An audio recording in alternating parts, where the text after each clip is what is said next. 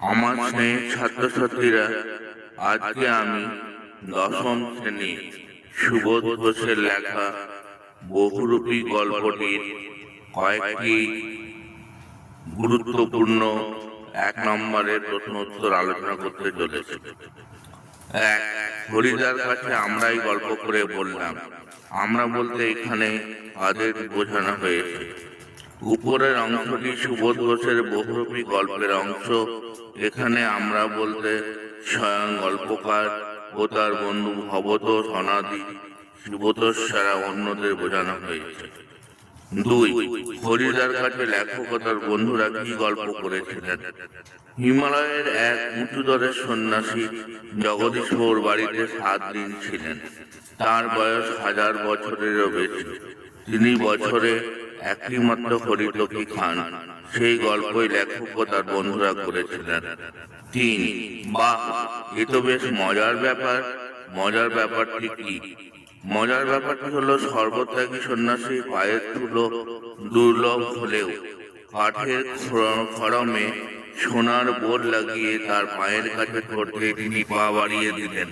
সেই ফাঁকে জগদীশবাবু সন্ন্যাসীর পায়ের ধুলো নিয়েছিলেন।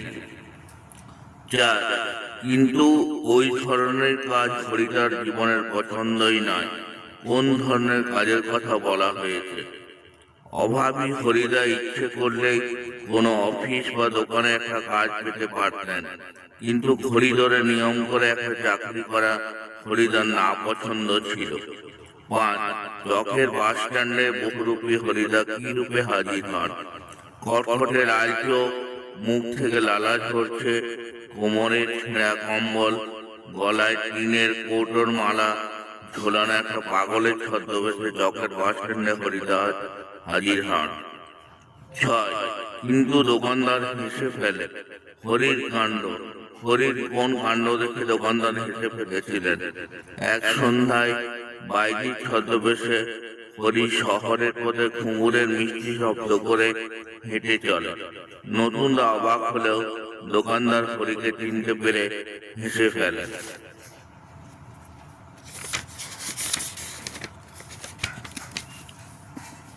7, বাহ, সত্যি খুব চমৎকার পুলিশ সেজেছিলেন হরি।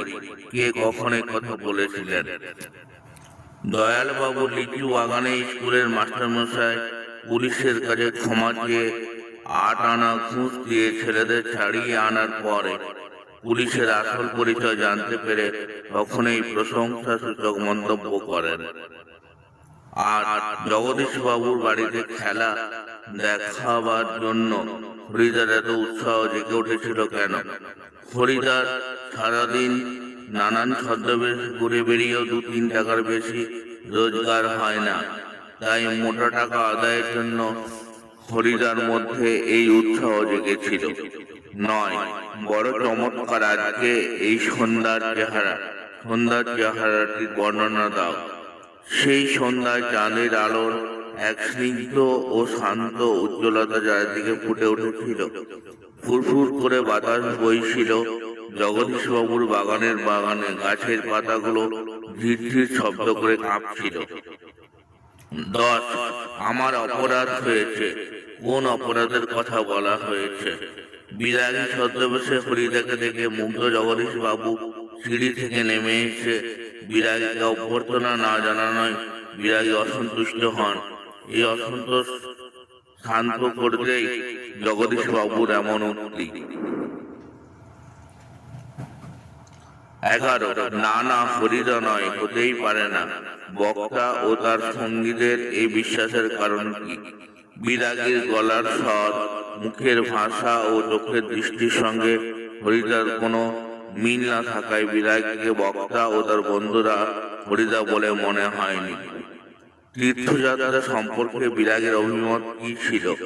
জগদীশবাবু তীর্থ ভ্রমণের জন্য বিরাগীকে 101 টাকা দিতে চাইলে বিরাগী বলেন, মানুষের অন্তরে ঈশ্বরের বাস, সকল তীর্থের মিলনস্থল, তাই আলাদাভাবে তীর্থ দর্শনের প্রয়োজন নেই।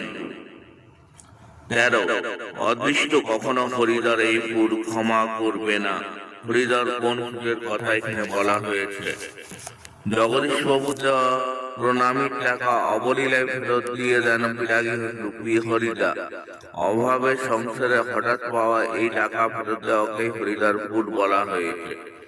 14, নইলে আমি শান্তি পাবো না। বক্তা কি না হলে শান্তি পাবেন না। সুবোধ ঘোষের বহুরূপী গল্পে জগদীশ বাবু বিরাগীর বেশধারী হরিদাকে কিছু উপদেশ শুনিয়ে যাওয়ার অনুরোধ করে বলেছিলেন যে তা না হলে তিনি শান্তি পাবেন না। 15, কিন্তু সেটাই যে হরিদার জীবনের পেশা। হরিদার পেশা কি ছিল? সুবোধ ঘোষের বহুরূপী গল্পের নায়ক হরিদা মাঝে মাঝে বহুরূপী সেজে সামান্য রোজগার করে ভাতের হাঁড়ি দামে মিটিয়ে দিতে চেষ্টা করেন। সেটাই ছিল তাঁর পেশা। 16, হরিদার জীবন এইরকম বহুরূপীর খেলা দেখিয়ে একরকম চলে যাচ্ছে। কিরকম খেলা দেখিয়ে হরিদার জীবন চলে যাচ্ছে? হরিদা পেশায় ছিলেন বহুরূপী। তিনি কখনো পাগল সাজতেন, কখনো বাউল, কখনো কাপালিক, আবার কখনো বোঝা কাঁধে কাবুলিওয়ালা।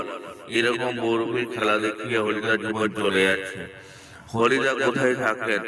বহুরূপী গল্পের প্রধান চরিত্র হরিদা শহরের সবচেয়ে সরু গলির ভিতরে এক ছোট্ট ঘরে থাকেন। 18, সেদিকে ভুলেও একবার তাকাবেন না বিরাগী। কোন দিকে না তাকাবার কথা বলা হয়েছে? জগদীশ বাবুর দেওয়া 101 টাকার থলিটি সিঁড়ির উপরে পড়ে রইল। বিরাগী রূপী হরিদা সেদিকে ভুলেও আর একবার ফিরে তাকালেন না। 19, বহুরূপী গল্পের হরিদা কোন সাজে সবচেয়ে বেশি আয় করেছিলেন? বহুরূপী গল্পের প্রধান চরিত্র হরিদা রূপসী বাইজি সেজে সবচেয়ে বেশি মোট 8 টাকা 10 আনা রোজগার করেছিলেন। 20, জগদীশ বাবু তীর্থ ভ্রমণের জন্য কত টাকা বিরাগীকে দিতে চেয়েছিলেন? জগদীশ বাবু হরিদাকে তীর্থ ভ্রমণের জন্য 101 টাকা দিতে চেয়েছিলেন।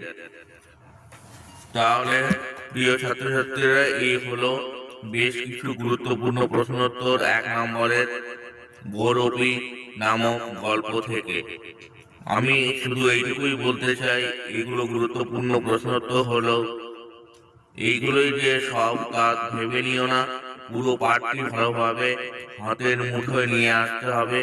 পুঙ্খানুপুঙ্খ আলোচনা, প্রত্যেকটা শব্দের মানে জানা, প্রত্যেকটা লাইনের অর্থ জানা অবশ্যই প্রয়োজন।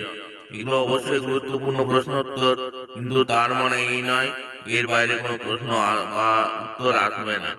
এগুলো গুরুত্বপূর্ণ হতে পারে, কিন্তু এর বাইরেও অনেক প্রশ্ন আসবে। তাই পাঠটিকে ভালোভাবে অবশ্যই পড়ে নিতে হবে। নমস্কার।